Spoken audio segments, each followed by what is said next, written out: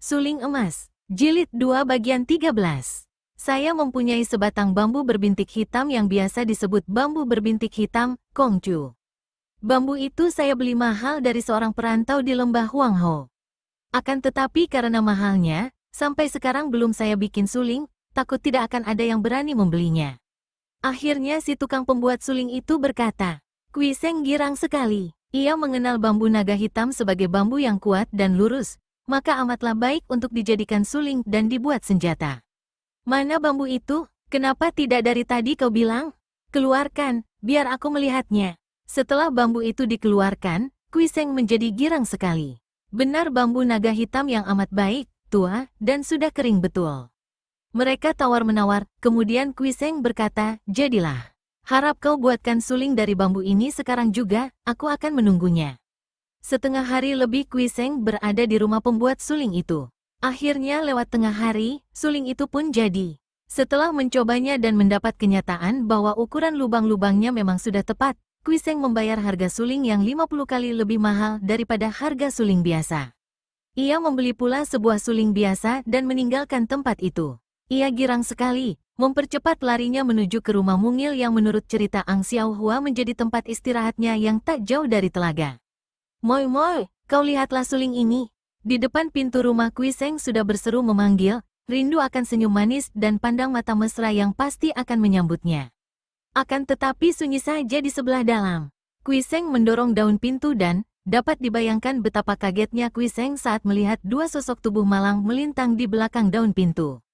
Ketika ia membungkuk dan memeriksa, ternyata itu adalah dua orang pelayan wanita yang sudah tak bernyawa lagi tanpa menderita luka yang kelihatan. Kui Seng menjadi pucat mukanya. "Moi moi," serunya. Mendengar ada suara perlahan dari dalam kamar, sekali meloncat ia sudah menerjang daun pintu kamar dan masuk ke dalam kamar. Apa yang dilihatnya? Memang Ang Xiaohua berada di situ, akan tetapi dalam keadaan yang jauh bedanya dengan malam tadi. Gadis itu telentang di atas pembaringan, pakaiannya hampir telanjang, rambutnya terlepas dari ikatan dan menutupi sebagian leher dan dada. Bajunya yang berwarna merah muda itu robek-robek dan penuh darah yang keluar dari dadanya, di mana tampak menancap sebuah gunting. Kui segera menubruknya, akan tetapi sekali pandang, maklumlah ia bahwa nyawa gadis ini tak dapat ditolongnya lagi karena gunting itu tepat menancap di ulu hati. Ia diam-diam heran, mengapa Ang Xiaohua tidak mati seketika dengan tusukan seperti itu? "Moi moi, siapa melakukan ini?" Ia mengguncang-guncang pundak wanita itu. Ang Xiaohua membuka matanya yang sudah layu dan tiba-tiba gadis itu tersenyum lemah. "Kui Koko, kau datang terlambat, tapi lebih baik begini, tak mungkin aku dapat melihat mukamu setelah apa yang terjadi, lebih baik aku akhiri hidupku." "Apa katamu? Kau membunuh diri? Tapi mengapa, Moi Moi? Koko, pada saat kau pergi, datang Wesio iblis itu. Ah, dua orang pelayanku dibunuhnya dan aku.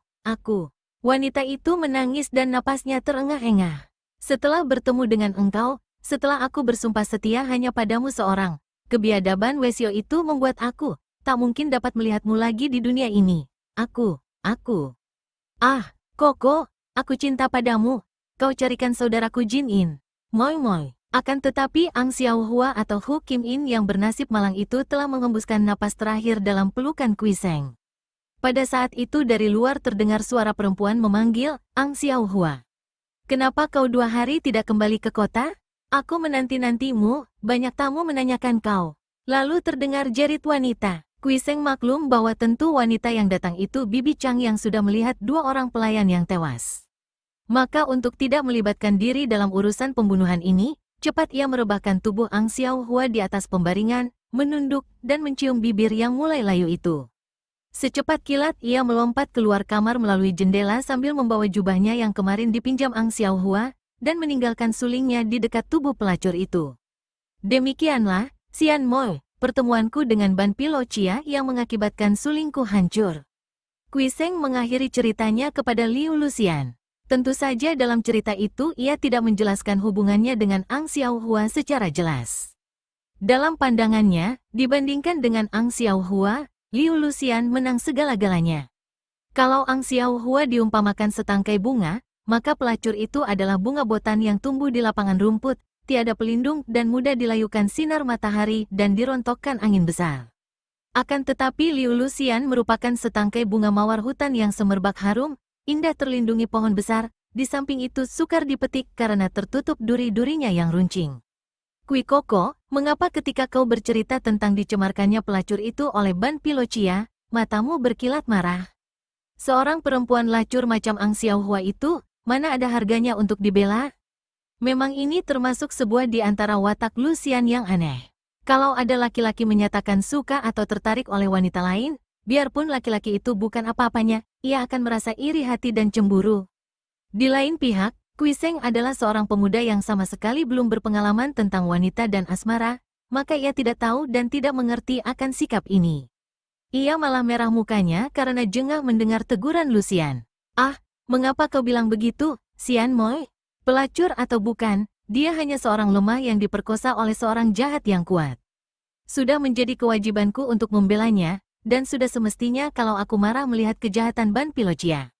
Aku mengharapkan perjumpaan sekali lagi dengan pendeta iblis itu. Makin tak senang hati Luxian karena dianggapnya bahwa kematian pelacur itu membuat Kui Seng sakit hati dan ini menandakan bahwa pemuda itu jatuh cinta kepada si pelacur. Koko, apakah kau mencinta perempuan hina itu? Tiba-tiba ia bertanya, matanya memandang tajam. Kui Seng juga memandang. Melihat sinar mata bening tajam itu, bertambah kagumlah hatinya. Tidak, aku hanya kasihan kepadanya, jawab Kui Seng, suaranya jelas menyatakan isi hatinya. Akan tetapi agaknya Liu Luxian belum puas. Gadis ini mengerutkan keningnya dan mendesak lagi. Pernahkah kau jatuh cinta? Adakah seorang wanita yang kau cinta di dunia ini? Muka Kui Seng menjadi makin merah ketika bertemu dengan pandang mata tajam bening penuh selidik itu.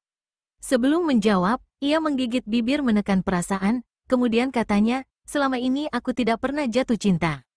Hanya setelah bertemu dengan engkau, Xian Mo, entahlah. Agaknya kalau ini yang dinamakan cinta, berarti aku jatuh cinta kepadamu,